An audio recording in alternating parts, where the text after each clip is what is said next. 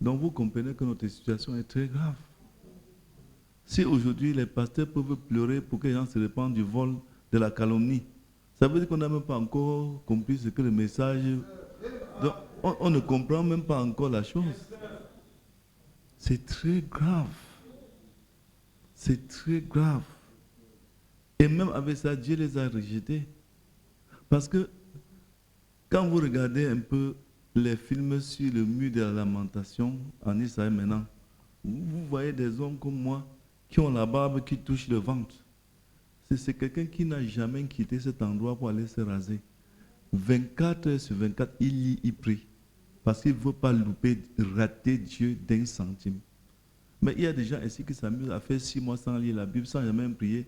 Mais quand ils rentrent dans l'église, ils tapent sa poitrine. Il y a des gens ici qui sont des excellents menteurs, des excellents tricheurs, des adeptes des films pornographiques. Mais quand ils entrent ici, ils disent aux gens, est-ce que vous savez à qui vous avez affaire?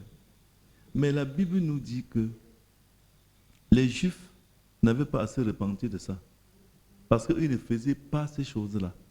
Ils ne savaient pas ce qu'on appelle mensonge, vol, calomnie, médisance, les jonglages, les escroqueries que vous faites ici. Ils ne connaissaient rien de ça.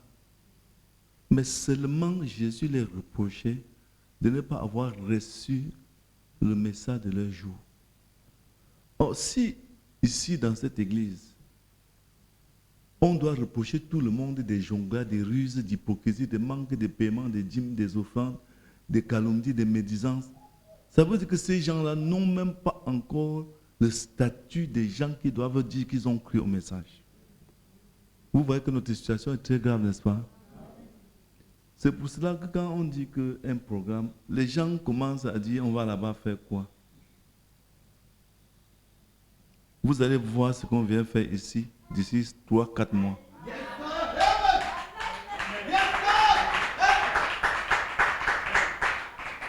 Le problème, ce n'est pas de prêcher les grands sermons. Le chantre Aquala a dit la clé du ciel, c'est la repentance. La clé. Et elle n'est pas matérielle comme ça. C'est une clé spirituelle. C'est la repentance. Et lui, il vient de répéter la chose sans savoir. Or, il dit pourquoi Dieu a dit aux Juifs la promesse pour avoir le Saint-Esprit. Il les a donné la promesse, n'est-ce pas? Mais ils ont eu ça en 10 jours. Mais nous, il y a des gens ici qui ont fait 20 ans, mais ils n'ont jamais eu ça. Certains ont déjà fait 15 ans, ils n'ont jamais eu. Ils sont tous en train de voler, de mentir, de jongler, de faire toutes ces choses. Ils sont tous en train de pleurer, donne-moi le Saint-Esprit. Pourquoi? Il te répond que parce que tu t'es repenti à moitié. Je vais vous donner un exemple. Si nous revenons à la fin, pour prendre ce qu'il a dit à la fin, il dit que nous devons nous repentir d'être pentecôtistes. Pourquoi? Parce qu'il y a des frères ici, j'en ai vu ici dans cette église, quand une soeur a un problème, elle appelle le frère prie pour elle, elle guérit, il commence à dire que le pasteur n'est rien. C'est lui. Amen. Frère, j'ai le don de guérison. Demande telle soeur ce que j'ai fait pour elle. S'il a un songe sur un frère, ça s'accomplit. Le frère ne doit plus être le chrétien de l'église, mais c'est son chrétien. Maintenant, il faut que le frère dépende que de lui. Il dit, tu dois te repentir de ça. Parce qu'aujourd'hui, dans le message, on ne doit pas s'arrêter aux petits dons. J'ai prié, été guéri, j'ai les songes, machin. Tout ça, c'est rien. C'est rien, frère. Si c'est que les dons, les pentecôtistes savent fabriquer ça mieux que nous. Nous n'arrêtons pas là. Quand tu viens ici, tu trouves un frère, tu ne connais pas le frère là. C'est le voyant de l'église. Ça ne veut rien dire. Tu ne connais pas le frère là. Ça, c'est le frère que, quand il prie pour toi, même si tu avais les kystes de 100 kilos, ça sort. Ça ne veut rien dire. Il peut prier, même le cancer disparaît alors que c'est un fils de Satan. Et frère Branham dit la chose que Dieu demande aujourd'hui, c'est que la parole se fasse chair en toi. Ce n'est pas que non, tu ne me connais pas, frère. C'est moi qui ai prié pour Noir, pour qu'il soit chauffeur. C'est moi qui ai prié pour Jacques, pour qu'il ne soit plus trop noir. Ça, c'est zéro. Si quelqu'un te dit ça ici, hein, vous savez comment on les appelle? C'est un séducteur.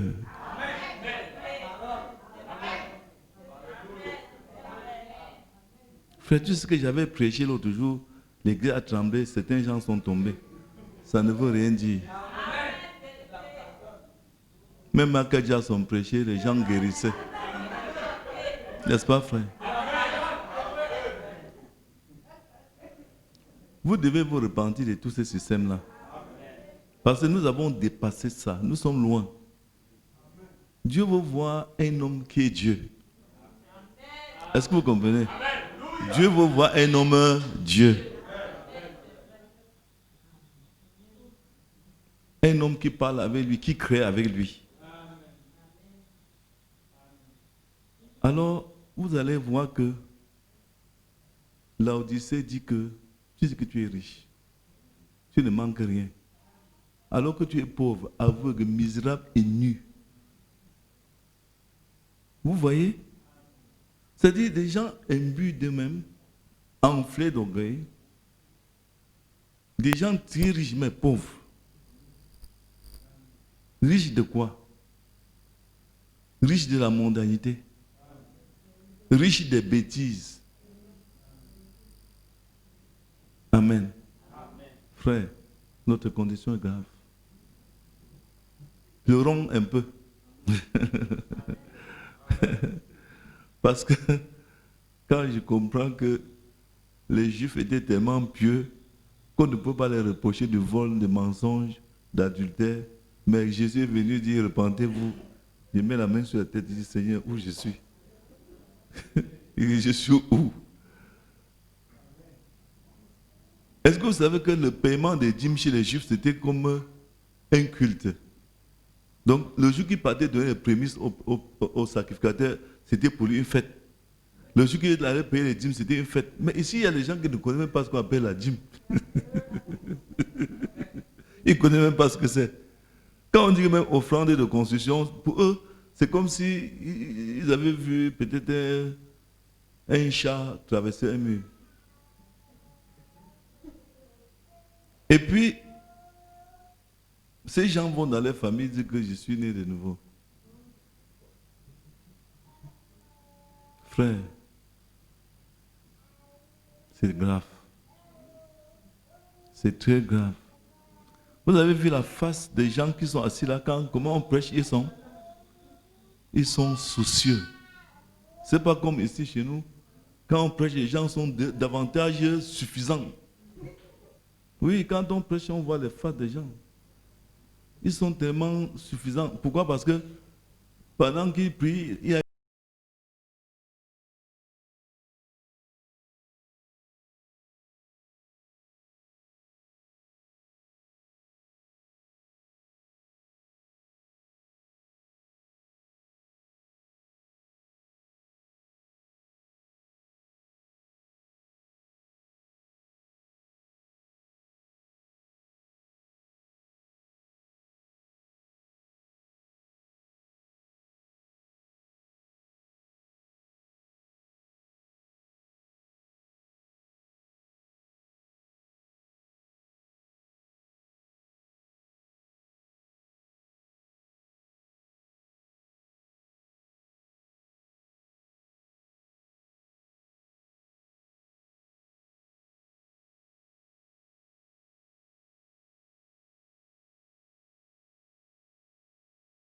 parce que beaucoup de gens ne comprennent pas ça.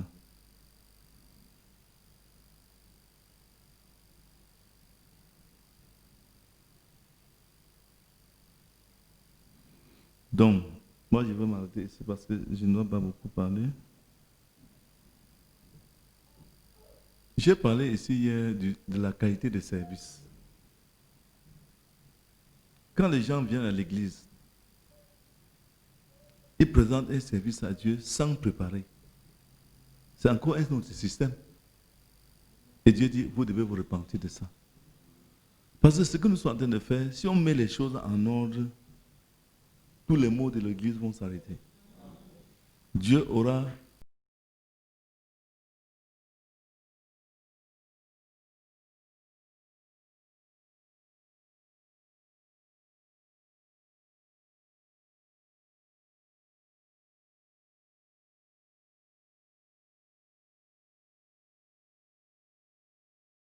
vous voyez que ça ne prend pas beaucoup de temps.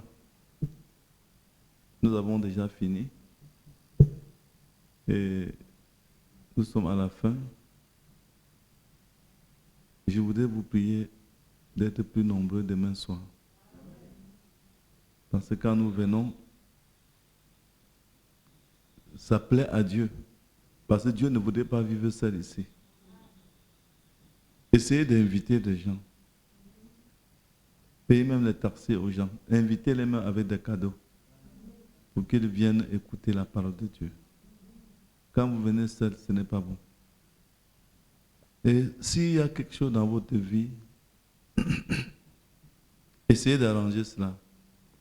Parce que j'ai dit, si nous venons ici nous repentir pour le vol, c'est grave. On devait un peu penser à ça. On devait se repentir parce qu'on n'a pas cru au message. Ça veut dire quoi?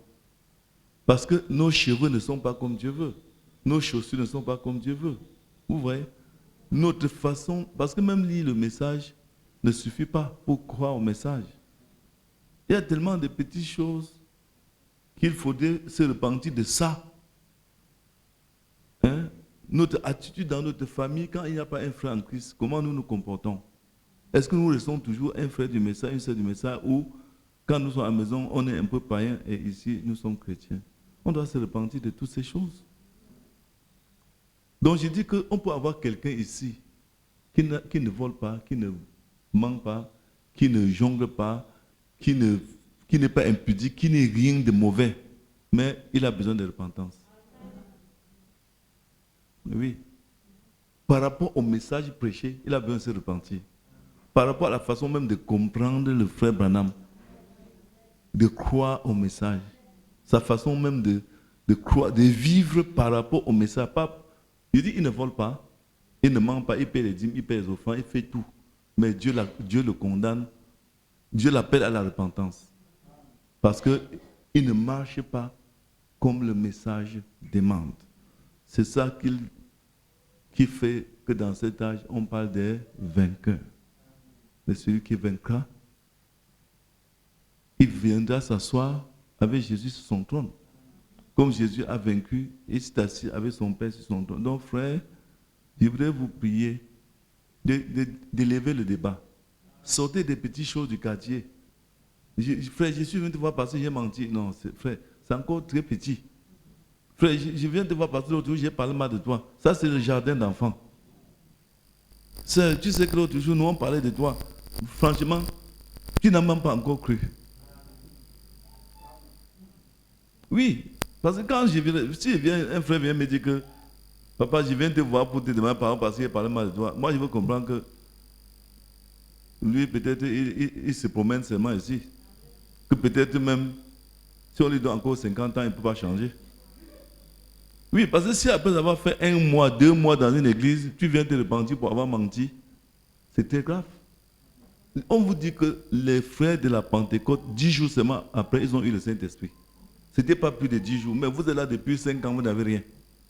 Ça veut dire que même si on a joué encore 0 derrière 5, ça va plutôt vous rendre plus pire.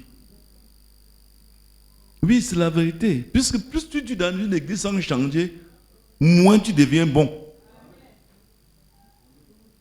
Regardez un peu. Quand un enfant arrive au cours préparatoire avec 14 ans, est-ce qu'il peut avoir le courage d'étudier avec les enfants?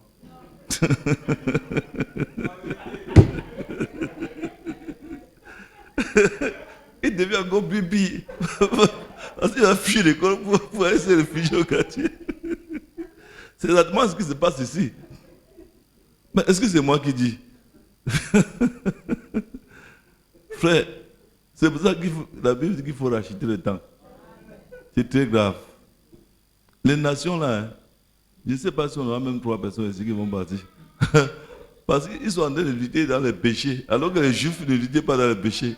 Les Juifs luttaient pour savoir si celui qu'on annonce là, c'est celui qu'ils attendent. Donc ils avaient déjà vaincu toutes ces choses-là. Quand on disait qu'un juif, lui, quand on dit que offrande du temple, c'était sacré. C'est pas ça, frère. Mais je vous dis, regardez un peu les musulmans quand il s'agit de la fête des moutons. Un gars, il te paye un mouton à 300 000. 300 000. Parce qu'il veut montrer à son Dieu qu'il est content. Mais quand on parle de la Sainte-Seine ici, les gens viennent le dimanche. Ils font tout pour passer par là derrière pour qu'on ne les voit pas. Ou bien il met un sac, il fait semblant comme si à nous tuer. Alors que ce sont ses cahiers. Il va derrière, il fait un tour, il revient. Mais vous trompez qui, frère? Vous trompez qui? Lisez la parole de Dieu. Vous allez comprendre que vous n'êtes pas encore converti. C'est très grave. J'ai vu les musulmans payer un mouton à 400 000, 350 000 pour aller égorger pour la fête du mouton.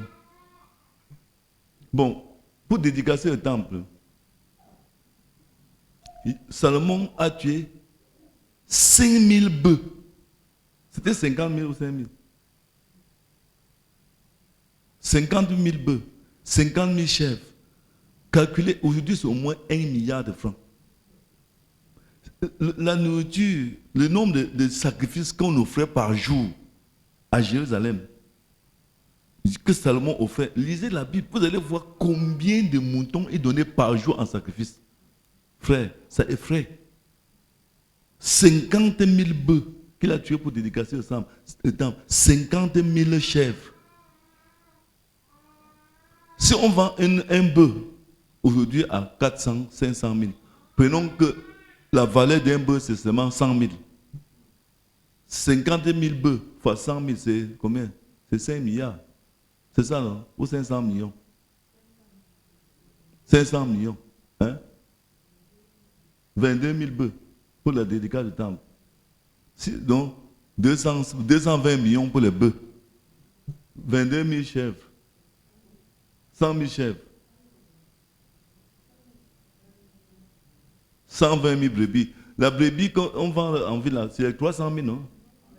Si on vend une brebis seulement à 100 000, 120 000 brebis, n'est-ce pas? Ça fait 120 milliards. C'est 12 milliards ou 120 millions? Non. 120 000. C'est 12 milliards de francs, c'est ça? 120 000 multiplié par 100 000. Hein? 100 000, c'est combien de zéros? C'est 5 zéros. Plus 5 zéros encore. Hein? Ça fait 10 zéros. Alors que le milliard, c'est 9 zéros. Ça fait 120 milliards de francs. C'est pas ça. Voilà, ça ne suffit pas. Hein? Il y a encore quoi encore là? Hein? Ça ne suffit pas.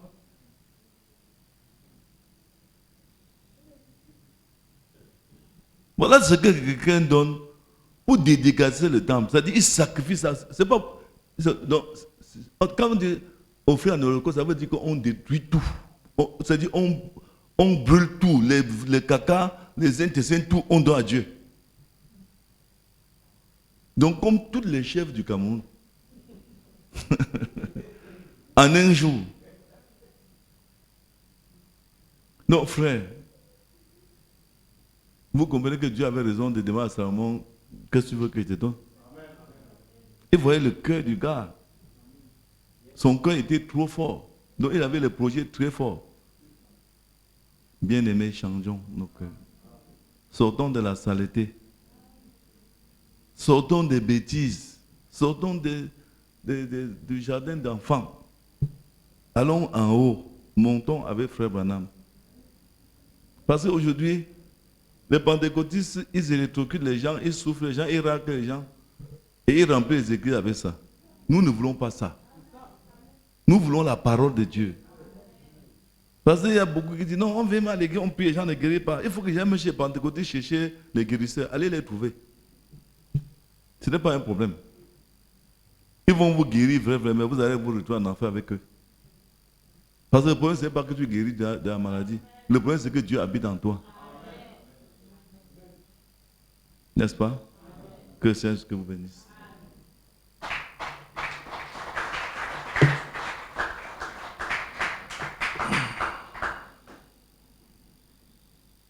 Je veux marcher comme Abraham, plein de joie, plein de foi, vers ce pays que j'entrevois dans l'éternité. En avant, en avant, en avant, jusqu'aux portes d'or. En avant, jusqu'aux portes d'or. Le vent peut agiter la tente de ma chaîne, de mes os, mais dès le lever du soleil, je vais m'en aller, m'en aller, m'en aller, jusqu'aux portes d'or. Accompli, jusqu'aux portes d'or. Et à un printemps sanglanté sur le sable du temps, en éposant mes pattes en blanc, je suis assuré, assuré, assuré, assuré, jusqu'aux portes d'or. Assuré, assuré, jusqu'aux portes d'or. Comme le vieil ancien combattant, tout couvert de blessures, j'approcherai les portes d'or, debout m'élever, m'élever, m'élever, m'élever, jusqu'aux portes d'or, m'élever, m'élever, jusqu'aux portes d'or. Bien-aimé, je n'encourage pas la maladie, mais vous pouvez être même malade gravement. Quelqu'un vous appelle pour prier pour vous, vous dit laisse-moi avec ma maladie. Parce que ce que je veux, ce n'est même pas la guérison, je veux la vie. C'est ça qui fait que les gens chantent les églises. J'ai compris que là-bas, quand on prie, on guérit. Il y a un prophète là-bas, tu vas là-bas et prophétise. Ça, c'est le système pentecôtiste. C'est le système pentecôtiste. On poursuit les gens qui disent les choses sur les gens. Moi-même, je peux dire beaucoup. Amen. Mes frères, s'il n'y a pas la vie, c'est zéro. Il faut rechercher la vie. Que le Seigneur vous bénisse.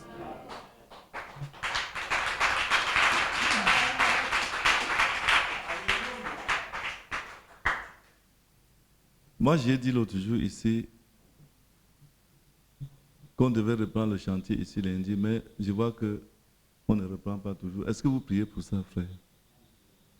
Est-ce que vous priez pour que nous ayons les moyens pour faire ce chantier? C'est vrai? Mais vous priez, on ne voit pas le matériel au chantier. Quoi, quand on dit qu'on prie, c'est parce que il y a des résultats. Si chacun nous paye une latte, c'est que nous sommes déjà finis avec tout ça.